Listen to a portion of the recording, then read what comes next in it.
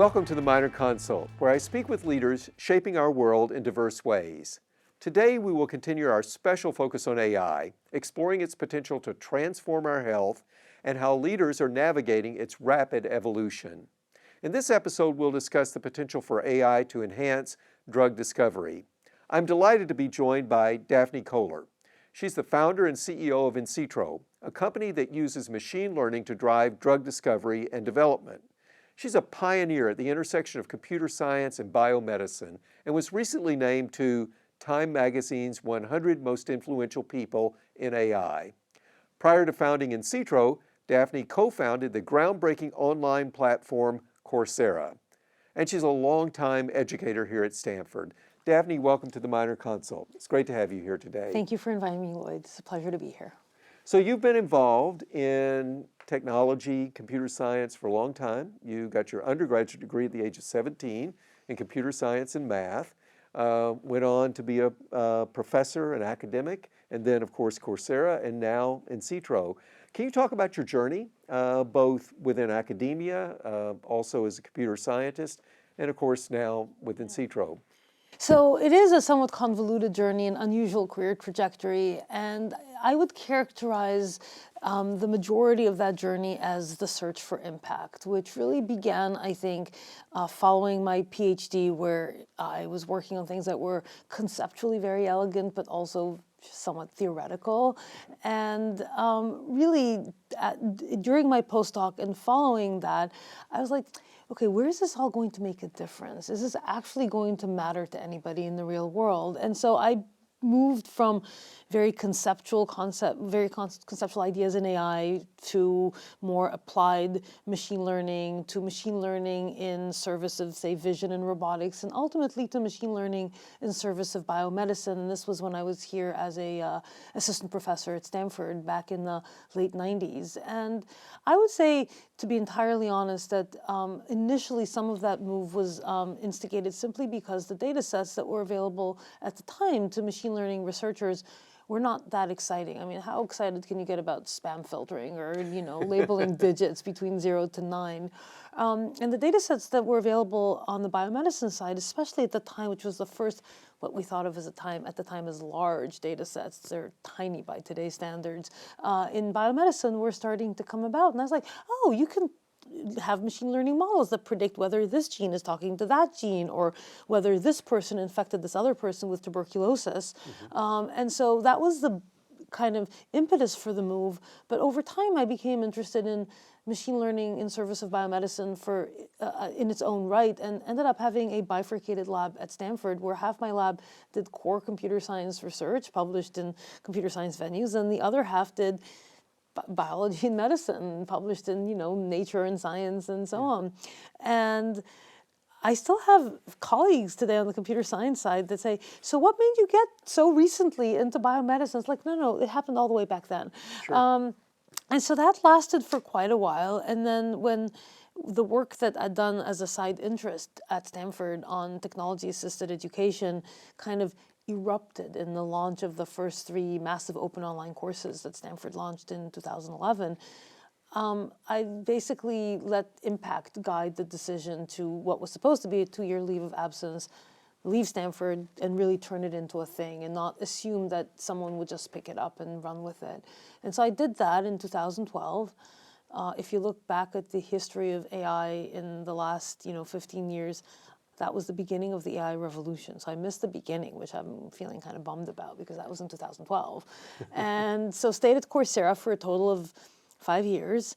And then in kind of mid to late 2016, realized finally having an opportunity to open my eyes, pick my head up over the trenches, that AI was transforming the world. And I think it wasn't quite as obvious to people at the time, but it was pretty obvious to me that that we were on this exponential curve, and that exponential curve was just going to be shocking as it continued to evolve. And so I decided that I could that the place where I could really bring even more impact to the world than Coursera was to take what I knew about machine learning and life sciences and bring them together, because AI, even today, I think, has not had nearly as much impact on the life sciences as it could and should. And I felt like and even today feel like one of the biggest limitations is that there's not that many people who speak both languages, and I'm fortunate to be one of the few relatively who do, and so I felt like that was an opportunity to make a really big impact. Sure, sure. Drug discovery is a complicated process, Yeah. as you know better than anyone. And as you were building Insitro, and as you were coming up with the concept of the company and the plan for its trajectory, what components did you see as being essential in order for the company to be successful? And how's it played out since 2018, I think, is when you founded Insitro? Yeah, so when I left Coursera in 2016, I actually went to work at Calico because it was an incredible opportunity to learn from unbelievable leaders like Art Levinson and Hal Barron and others. And I think of it as kind of like a second postdoc in some sense, late in my career, where I learned about drug discovery for the first time. And one of the realizations that I had when I saw how drug discovery was done, I was like, wow, we're still doing that the same way we've been doing it for like 50 years. And surely the technology that exists today should allow us to do this better and move away from what is a less than 10% success rate of things that we put into the clinic. And so that was the problem definition. It's kind of like there's so many patients out there with unmet need. Drugs take so long to develop. They're so rarely successful. What can we do to really move the needle?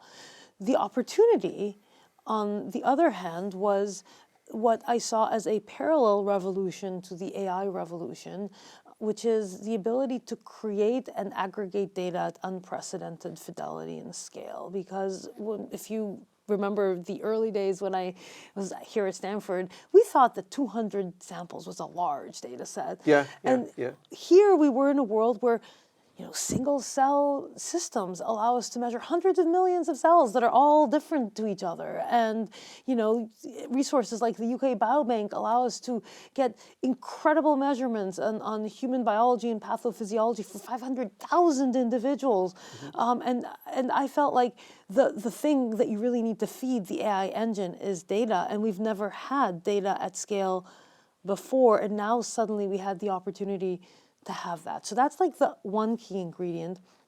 The other key ingredient, which I feel is still lacking but very much emerging, is people who are willing, interested, and able to actually communicate across this chasm of, technology versus biology, people who speak very different jargons, think about the world in very different ways.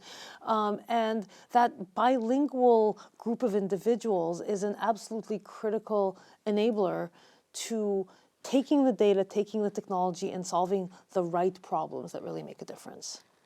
Right, and in the company, of course, you have biologists, people who are doing, because your company does wet lab experimentation, a lot of it, and you have computer scientists, and you have the bilingual people. Talk about how you build the company culture, because in the end, everyone has to be rowing in the same direction, and it's the synergies between and among those areas of expertise and those individuals that really are building the company, along with your leadership, of course. So first of all, you're absolutely right. And let me say that our company has a somewhat unusual build because within our R&D function, we have about 60 to 65% life scientists, and the rest, and 35 to 40% are computational scientists. That almost even split is very rare in an industry where you have companies that are like 95-5 in one direction, or tech companies that are 95-5 in the other direction. Even the ones that do AI in service of biomedicine, it's typically an engineering culture with a few life scientists, or, as I said, vice versa. The even split is absolutely critical from a cultural perspective because it allows us to do pretty much every project in cross-functional project teams. And so, and those teams get together not at the time that, the data is there and is ready to be analyzed, and not even at the time that the experiment is being designed, but rather at the time that we decide what problem to work on. And we find that when you put these people together in the same room, at such an early stage, it's not just that they come up with better answers, they come up with better questions. So that's one element of our culture. The other is, I think, and it's so critical for both the success of the company and the success of the culture, is having life scientists who are truly committed to the generation of data that's fit for purpose for AI, is really critical because there's so many companies out there that are trying to do AI, machine learning on pre-existing data that's frankly not very good, certainly not generated with machine learning considerations in mind, and they try and make the best of it, and with varying levels of success.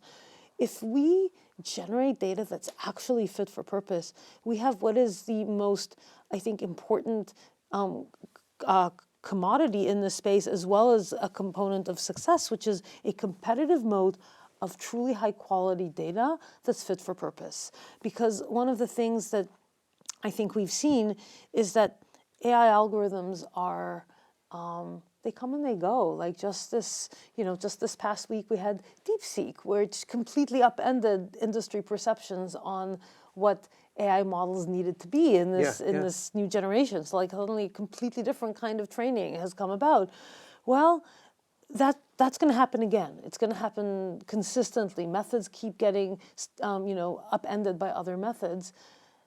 Data is a very important kind of competitive moat, and we have a data generation engine that we have built, which I think is going to continue to churn out unbelievable amounts of quality data to feed our Insight engine.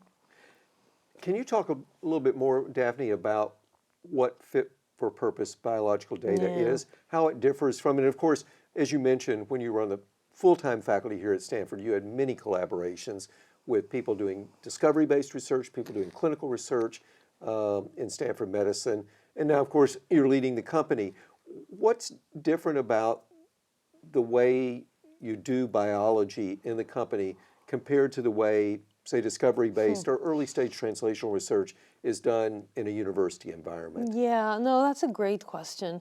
So when you do discovery research, your end goal, I'm going to caricature a little bit, so please forgive me, is, figure 2 of your science paper. And you need to have enough data that once you carefully cherry pick the most compelling image among all of the images that you've generated, you have one that you can say, here, this supports my hypothesis. When you're feeding data into a machine learning algorithm, the machine learning algorithm doesn't pick your best image. It takes all of the data and it trains a model to make predictions. And one of the things that is an unfortunate reality of modern day machine learning is the same power that allows it to identify subtle patterns equally allows it to latch on subtle artifacts. And so data that has batch effects, that has variation, that is not really about your fundamental biology, but has to do with exactly who pipetted that day and what exact mix of reagents they used when they constructed the media and what was the temperature in the room. All of those are artifacts that the machine learning happily picks up on and makes predictions that are based on things that have nothing to do with the phenomena that you're looking to interrogate.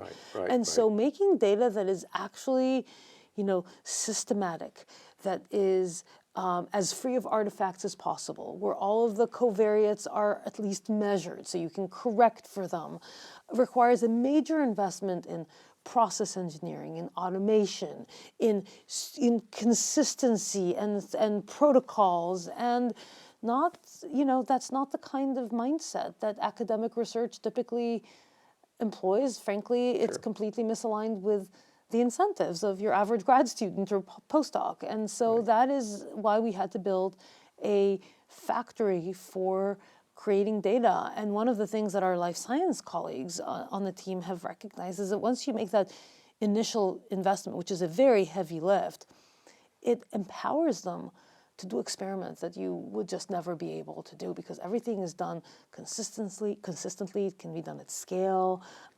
It can be done rapidly because you have all this automation infrastructure. So experiments that would not be feasible to do. We're doing lots of things in a pooled format where all of the cells are together in a pool, which means that a lot of the artifacts just get, they go away because all the cells are in exactly the same environment. All of that empowers our life scientists to interrogate hypotheses and biologies that they wouldn't be able to do in other settings. And Daphne, can you compare co-founding and then developing Coursera into a very successful company and co-founding and developing Insitro? And also, you have extensive knowledge of other technology companies Yeah. that have been founded in the Valley and elsewhere. What are the similarities? What are the differences? So first I would say that Coursera was my first company, not only as a founder, but period. I had been an academic my entire life, so I'd never even been at a company, which meant that when I went in, it was like so diving off a cliff without even knowing what bottom looks like. And so it was a very scary experience, to be Right, right. honest. And one of the things that was both exhilarating and scary was the rapidity of the growth of Coursera as a company. I mean, from week to week, there would be, you know, X% more users than we had the year before. I remember when I was giving my TED Talk and I would send them a new set of slides every week and say, you can't send us a new set of slides every week. But I have to, because the number of users is like, 50,000 more than when I sent you the last set of slides. Sure. And so that growth is something that tech companies can really get. And similarly, there is the sort of relatively low barrier to entry that is enabled by modern day programming languages, by cloud computing, frankly, even more so today than when we founded Coursera, because now with all of the AI capabilities, you could basically program stuff with the enablement of large language model based software agents that take your ideas and turn it into code at an even faster rate than we were able to have at the time. And so that low barrier to entry and the ability to grow and move really, really fast, which is incredible. In a life science company, especially one that has these wet lab components, you actually gotta build things. You gotta build devices. Right. You're no longer in the world of bits, you're in the world of atoms. And atoms are harder to deal with. They're not as well behaved, especially when they're part of living systems like cells. Yeah. They really do whatever they want.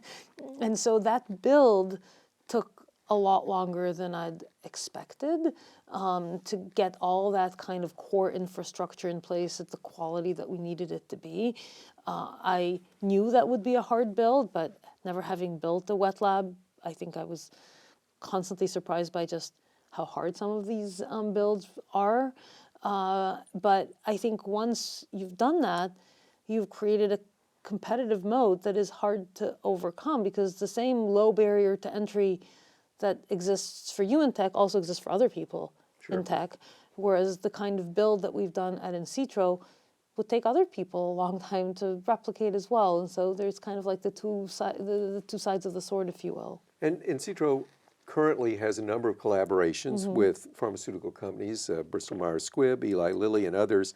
So can you talk about those collaborations, how they fit into the trajectory of the company, and how ultimately they're going to speed the process of getting new drugs, more effective drugs to patients? Yeah, so I think one of the things that we realized, even at Coursera and certainly at Insitro, is that what we're trying to do is really, really hard.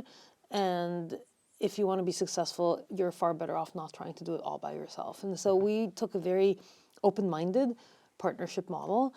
So the partnership with BMS is, I would say, a somewhat more traditional biotech pharma discovery agreement, where we are working together in a particular biology. In this case, it's the biology of ALS.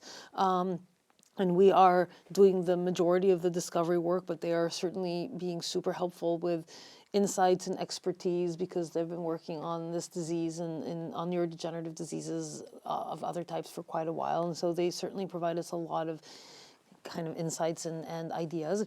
And and our work ends when we produce a molecule, which they then take and are the ones that are going to put it into clinical development and hopefully eventually commercialize it. So so that was a very nice partnership, and especially so because they took a bet on us at a relatively early stage of our existence, where we had really shown that we could do this. We had these great hopes and I think unique capabilities, but this was the first one that we did, and we used to consistently joke, and I would say at some point our team stopped finding it funny that we're building the plane while we're flying it. Yeah. And kind of like, yeah, guys, this is not funny, because it's really hard to do both at the same time, was what we heard from the team, but it is what it is. The partnership with Lilly is actually kind of an interesting kind of almost other side, because in this case, what we did is we are the ones that did all the discovery work ourselves. We identified some targets that are really interesting, really exciting, in this case, in the metabolism space, and they are basically doing what Lilly does really, really well, which is they're helping us make molecules, but we get to keep the program. So in this case, it's we who would be taking those into clinical development and hopefully maybe into even commercialization. And Lilly is, I think, a wonderful partner. They are an ecosystem enabling player in that they try and find companies that they consider to be exciting and differentiated, and helping enable them using technologies that Lilly has in spades, but would take a while for a small company to put in place, like making an antibody. Sure, we could make an antibody if we really tried hard, but it would probably take us twice as long as if Lilly makes the antibody for us. I see. That's great. Yeah. And some of those collaborations and partnerships, of course, have led to publications, and a lot has come out in the academic literature of the work that you're doing, and therefore is in the public domain. Can you talk about, based upon the academic work that's been published, how have you chosen the specific targets and the specific areas of focus for the company? What has attracted you to ALS, for example, or other fields of study? What makes a good tractable problem, in your sense, both for the company and for its impact?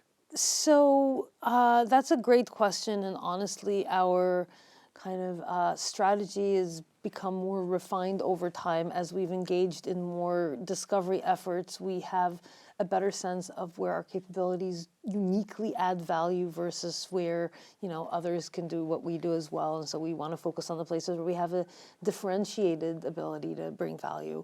The work that we did in ALS is, we started that in 2020. So it's, 4.5 years ago now that we began the project.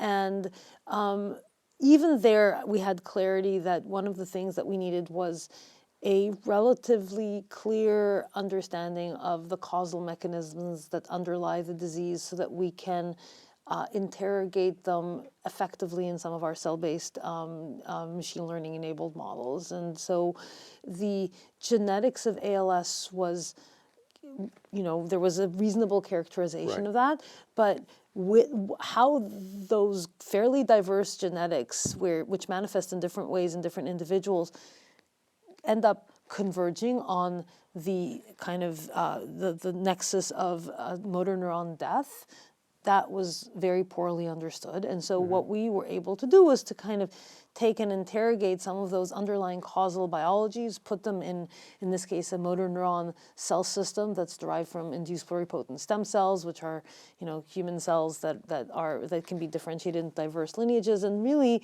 understand by looking at high content data, images and transcriptomics and so on from cells, what healthy cells look like versus unhealthy cells, and thereby with that in hand, that's where the machine learning really helped us, because machine learning can see things in cells that people have a really hard time seeing.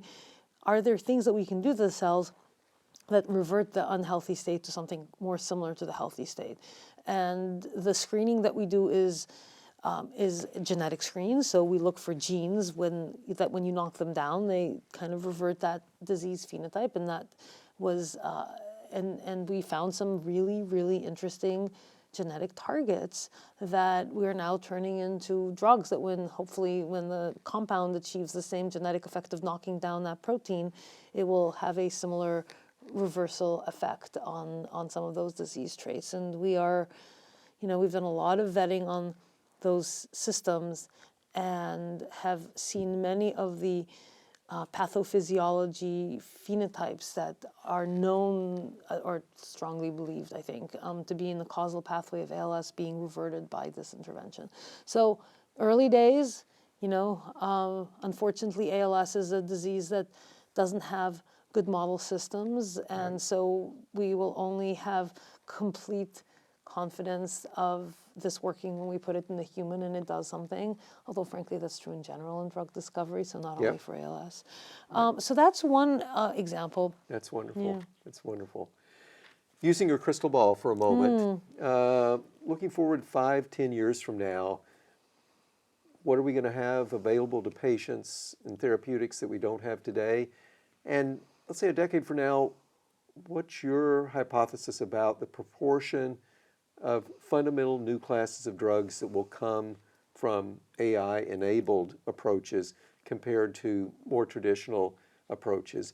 And maybe, and not to cram too many questions into yeah, one. there's a lot there. But, well, you go ahead with that. But I have one follow-on question related to mechanistic studies after that. But let's get started with the crystal ball first, and then we'll talk about mechanistic studies. So I think that the ability of AI, so actually let me separate out AI for drug discovery into the three standard sort of parts of the process, because I think it's helpful to discuss each of them separately. There is the early biology discovery, which is what is a therapeutic hypothesis that I'm trying to go after. Then there is the process by which you take the target or the mechanism that you're looking to modulate and turn that into a molecule that affects that. And then the third is, okay, now I have my molecule, now I need to go put it in patients and hopefully have the most effective and efficient and successful clinical trial that I can have. And so you can think of it as like three major phases. I did not invent this taxonomy, it's pretty standard. So even today, I think we're seeing this huge rush and incredible success on the middle bucket, which is taking targets and turning them into molecules. The amazing success of AlphaFold and its the ensuing work on not only predicting how proteins will fold, but actually designing proteins in a way that will fold in a certain shape and that may have therapeutic benefit. That is multiple companies working on that, and I think with quite impressive results that I've seen. We are starting to see some similar successes, maybe not quite as advanced in other therapeutic modalities. And I think in 5 to 10 years, you will find that AI-enabled, what I would call drug design, which is the design of a molecule, will be the norm. I mean, will it be something that a computer will do entirely on its own without a person? I don't know. But I think that people with computers will be hugely more effective than people who do this without the benefit of AI and machine learning. So, and I think that's really the question that we should be asking ourselves. So this kind of weird narrative of a entirely end-to-end design drug, I don't know that that is really the right question to be asking ourselves. The right question to be asking ourselves is, if this is the problem we're looking to solve, how much better is it when we do it with AI? And the answer is hugely better, would be my prediction. The world that we inhabit is more the first bucket, which is, I think, harder in some ways because the problem is not as well defined. I mean, when you're designing a molecule to achieve a specific function, you can test your molecule when you're done designing it and you can measure whether it achieves that function or not. If your goal is, I need to find a target that modulating it will actually make a human better, you only know that you've succeeded when you've made the human better. So the journey is just a lot longer. And the problem at the end of, the first stage is not very well defined. What does it mean that I've made a human better if I haven't done the experiment yet? But at the same time, I think that is, in some ways, maybe the most impactful thing to do, which is why we elected to do that. Because most drugs that currently fail, I mentioned, our industry's success rate of 10%. That's success rate, not failure rate of 10%. I don't know of any other industry that has a 10% success rate. I used to be able to say that in space exploration, but now space exploration has achieved a higher success rate than 10%. So how do you, most of those failures, that 90% of programs that fail, do so not because we didn't make a good molecule, but because we had the wrong hypothesis about how to modulate the disease. And so I think this is really the critical problem. And I would say that in 5 years, we will see drugs in the clinic. Clinical trials are a long journey, that are significantly AI-enabled. It won't be the majority in 5 years. I think in 10 years, we're going to start seeing a lot more, because I think our ability to interrogate biology without really measuring human physiology in precise ways will become increasingly more and more limited, and our ability to interpret these incredibly rich measurements from human physiology without AI will become increasingly harder. That makes total sense. You spoke before about the enabling advances that foundation models and approaches have brought, AlphaFold being a prime example, in terms of making mechanistic and discovery studies more efficient because we simply have access to information or to structures that previously would have required extensive experimental studies. How generalizable do you think that will be, and what does that mean for the future of sort of mechanistic biology as it's traditionally been thought of? So I think AI is an enabler to mechanistic biology as it's going to be to many other things, because you can measure biology in these very fine-grained ways. That gives you a ton of data, and your ability to interpret the data without AI is going to be, again, very limited. I do think that in some ways one can make predictions even. What AI has shown us is that you can sometimes make predictions even without understanding the system around which you make predictions.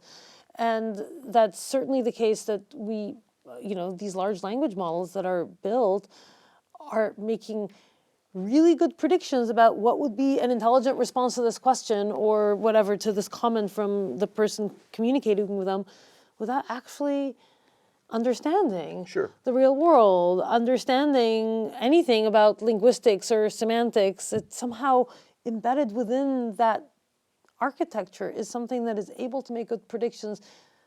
Does it understand? Is there a mechanistic model there?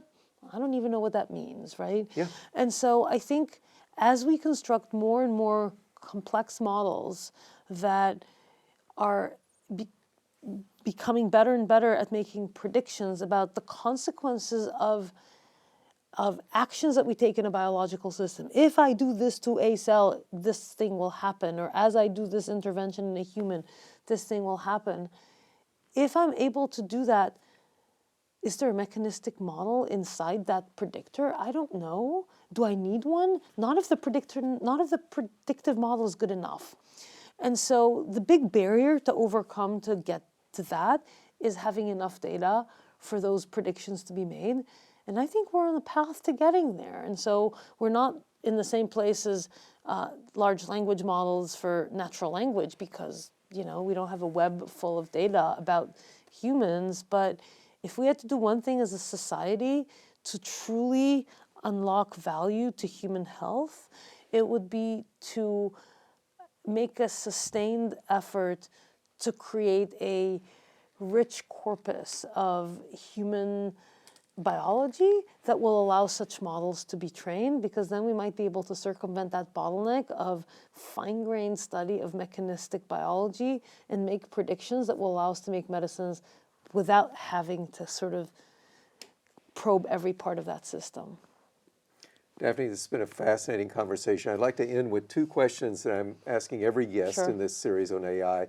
And the first is, in the world we live in today, globally and also technologically, what are the most important characteristics for a leader today to be able to continue to move the path forward and make the advances that you have described and that you've pioneered?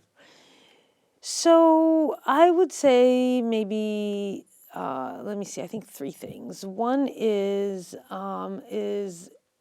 it's really important in a world where change is, where the technology that we have available to us is enabling so much that we would have thought even 2 years ago was impossible, to really be bold in one's thinking and really not be too kind of hidebound to what you thought was possible a few years ago. So be bold.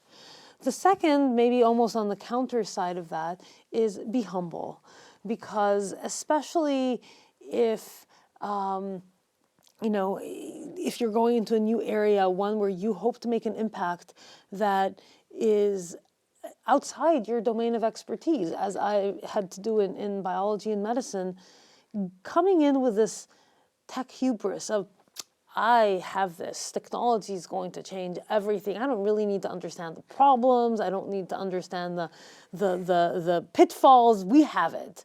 I've seen that kind of tech mentality come in, and it's destructive both to the success of the science and to the willingness for it to be adopted. So I think that humility is really important, and it's one of the reasons why it really takes a team in this new world that we live in to be successful, because you need to bring in those different mindsets, and the team is way stronger if you've built it right than the sum of the parts. And the third one that I think is really important is, and maybe it's a consequence of the first one, is that things are changing, and they're changing quickly. And Yes. if you stake too much of your success on one particular thing happening or not happening, you can be surprised. And we talked about DeepSeek earlier, and how it threw the entire industry for a loop. I think change is inevitable, and we need to kind of learn to roll with the punches and have enough agility both in our thinking, in our strategy, and in our organization to react appropriately, and then kind of navigate ourselves to, okay, this happened, so we need to now do this. And I think that's the really important third thing. That's wonderful. Very insightful. Final question, what gives you hope for the future? So I know there's people out there who are techno-optimists, and I think others who are techno-pessimists. And I think that I probably fall a bit more into the category of the techno-optimist because, as human beings, we've played around with fire in the past, fire literally, and then, progressively more dangerous versions of fire, if you will. And I think it's we've somehow survived, so hopefully we will survive this time as well. And assuming that we are able to avoid the destruction of ourselves, the capabilities that this technology unlocks in terms of, even in its most basic form, even if you don't ask whether this will be as smart or smarter than the smartest human ever, even if what you think will happen is kind of the trajectory that we're already on, which is you have effectively an unlimited number of really smart research assistants that can help you each with their own specialized task, but you have 1 million of them. Think what you could do as an individual if you had that much kind of smart supporters, that many smart supporters to rely on. I think it unlocks a tremendous amount of creativity and innovation in the world. So assuming we're able to avoid the destruction, which I personally think is more likely to come from climate change than from a superhuman AI, I think that to me is the optimistic version of the future, is the creativity that will be unlocked by this change. Well, Daphne, thank you so much for joining. This has been a wonderful conversation. Thank you. And thank you for listening to the Minor Consult with me, Stanford School of Medicine Dean Lloyd Minor. I hope you enjoyed today's discussion with Daphne Koller, founder and CEO at Insitro. Please send your questions by email to the Minor Consult at theminorconsult.com, and check out our website, theminorconsult.com, for updates, episodes, and more. To get the latest episodes of the Minor Consult, subscribe on Apple Podcasts, Spotify, or wherever you listen. Thank you so much for joining me today. I look forward to our next episode. Until then, stay safe, stay well, and be kind.